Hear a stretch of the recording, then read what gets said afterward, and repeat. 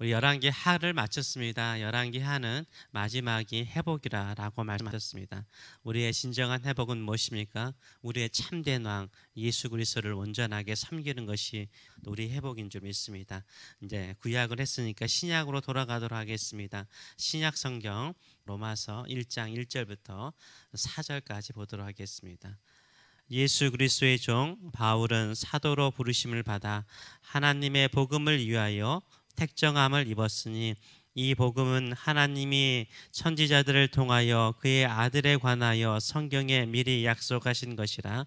그 아들에 관하여 말하면 육신으로는 다윗의 혈통에서 나셨고 성결의 영으로서는 죽은 자들 가운데 부활하사 능력으로 하나님의 아들로 선포되셨으니 곧 우리 주 예수 그리스도시니라. 아멘. 오늘 이 말씀을 가지고 자기소개가 자기의 삶을 보여준다, 자기소개가 자신의 삶을 보여준다 라는 제목으로 같이 은혜를 나누기로 원합니다. 나를 어떻게 소개하십니까? 누구로 여러분을 소개하십니까? 자기소개가 자신의 모든 것을 보여줍니다. 그래서 우리가 취업을 할 때 혹은 진학을 하게 될 때 자기소개서인 레주메를 쓰게 되어 있습니다. 자기소개서인 레주메가 자신의 모든 것을 보여주기 때문인 것입니다. 로마서는 사도 바울이 로마에 있는 교회에 편지를 쓴 것입니다. 그 당시에 무슨 로마에 예배당이 있었겠습니까? 그냥 모여서 교회를 이루고 있는 무리들에게 쓴 편지입니다.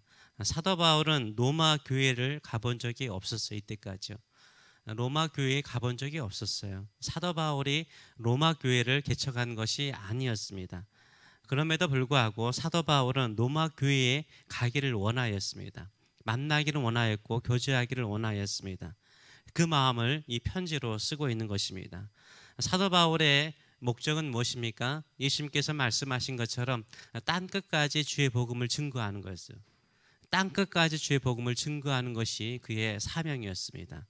그 당시에 서쪽으로 땅 끝이 어디였냐면 서버나 지금의 스페인을 말합니다.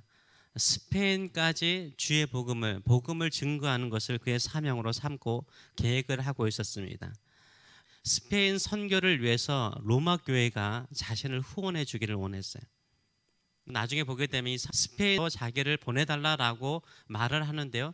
그 말하기 전에 로마 교회와 사도 바울이 가지고 있는 이 복음에 대해서, 하나님의 복음에 대해서 더 구체적으로 더 자세히 이 서신에 쓰고 있는 것입니다. 나누고자 하는 것입니다. 이 복음을 나누더라도 단순하게 한 성도로서 나누는 것이 아니라 보내심을 받은 사도의 권위를 가지고 이 복음을 전하고 있습니다. 그렇다면 사도 바울은 자신을 어떻게 소개합니까? 1절의 말씀을 보게 되면 예수 그리스도의 종 바울은 사도로 부르심을 받아 하나님의 복음을 위하여 택정함을 입었으니 라고 말해요. 사도 바울은 첫째 자신을 어떻게 소개해요? 종으로 소개합니다. 예수 그리스도의 종 바울 이렇게 말하죠. 종이라고 말을 합니다. 이 종은 원어적으로 노예를 말해요. 노예하고 종하면 다르죠. 느낌이 우리 단어에서는 느낌이 달라요. 노예하면 더 최악의 상황에 있는 것처럼 보이지만 종이라는 단어는 노예, 슬레이브를 의미하는 것입니다. 노예에게는 뭐가 있습니까? 주인이 있는 거죠. 노예는 주인에게 속한 것입니다. 사도 바울은 자신은 종으로서 주인이 있다라고 말해요. 자신의 주인은 누구라고? 내가 아니라는 거예요. 내 자신이 나의 인생의 주인이 아니라 나의 주인은 누구라고 말하고 있어요? 예수 그리스도라고 말하고 있어요. 그래서 예수 그리스도의 종 바울이라고 자신을 소개하고 있는 것입니다. 우리 모두는 예수 그리스도에게 속한 자들입니다. 그래서 우리 모두는 예수 그리스도의 종입니다. 예수 그리스도께 속한 사람들이에요. 그래서 크리스찬, 그리스도인 이 단어도요. 의미가 무엇입니까? 그리스도에게 속한 사람을 말하는 거예요. 그리스도에게 속한 사람들을 말하는 것입니다. 우리는 자기를 어떻게 소개를 합니까? 예수 그리스도가 나의 주인이십니다 라고 소개하시는 저와 여러분 되시길 축원합니다.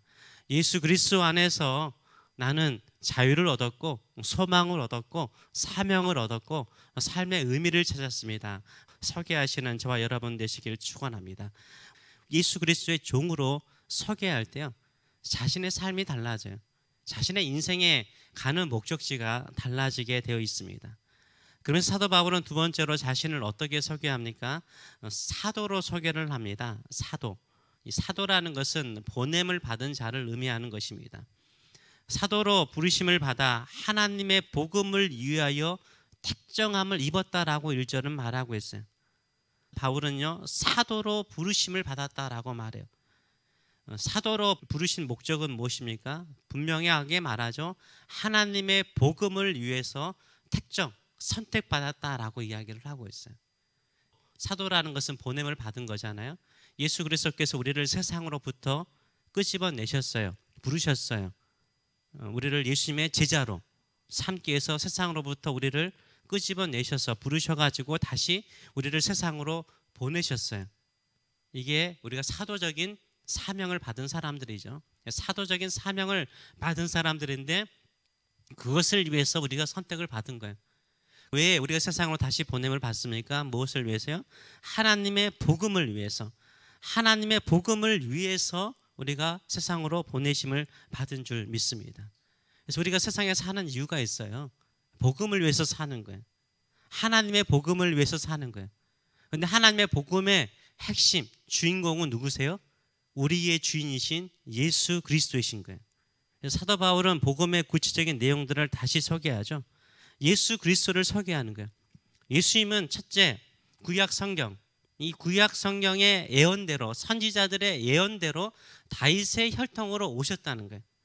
왜냐하면 구약 성경에서 메시아는, 그리스도는 다윗의 후손으로 오실 것이라고 하나님께서 말씀하셨거든요.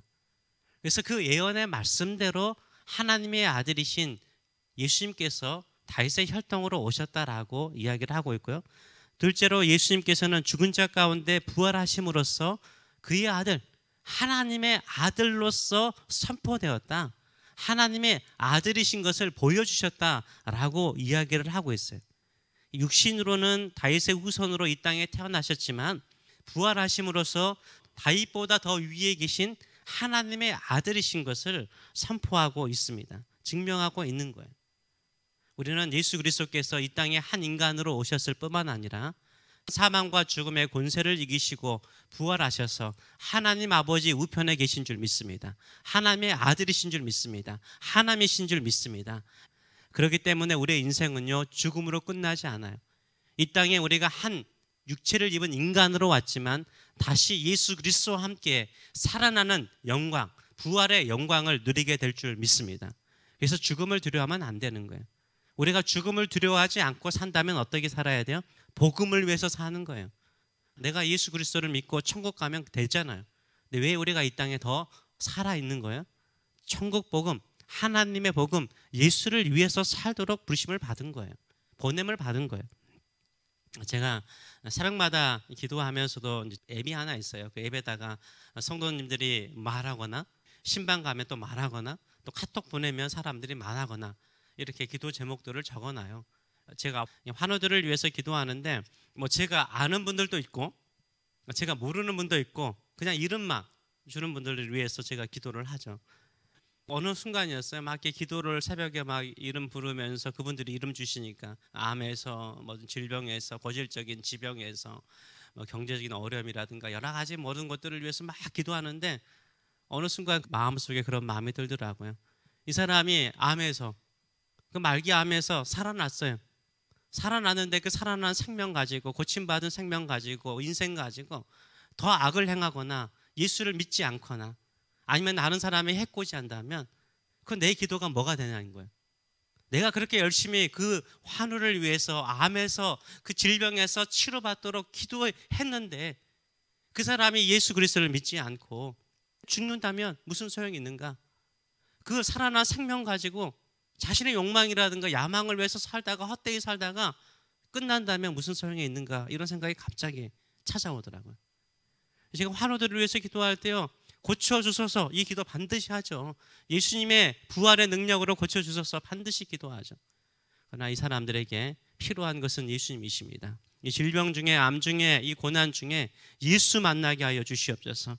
예수 믿게 하여 주시옵소서. 영생을 얻게 하여 주시옵소서. 삶의 의미를 찾게 하여 주시옵소서. 목적을 찾게 하여 주시옵소서. 이렇게 기도합니다. 우리가 기도하다 보면 어떤 사람의 형통이라든가 어떤 사람의 성공을 위해서 기도하죠. 고난을 위해서 기도하죠. 근데 그 사람이 고난에서 벗어났어요. 가난에서 벗어났어요. 성공해서 떵떵하게 살게 되었어요. 그런데 예수 믿지 않고요, 자기의 의를 자랑하고 살아가는 거예요. 헛된 것을 위해서 사다 죽어버려요. 그러면 우리 기도도 헛된 거잖아요. 우리는 기도가 헛되지 않기 위해서 어떻게 해야 돼요?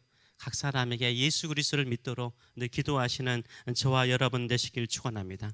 우리는 누구를 믿습니까? 우리가 믿는 예수 그리스도를 힘있고 능력 있게 증거하시는 저와 여러분 되시길 축원합니다. 나를 소개하는 것이 나의 삶을 보여주는 것입니다. 우리는 복음을 위해서 택하심을 받았고 또 하나님의 복음을 위해서 세상으로 보냄을 받았습니다.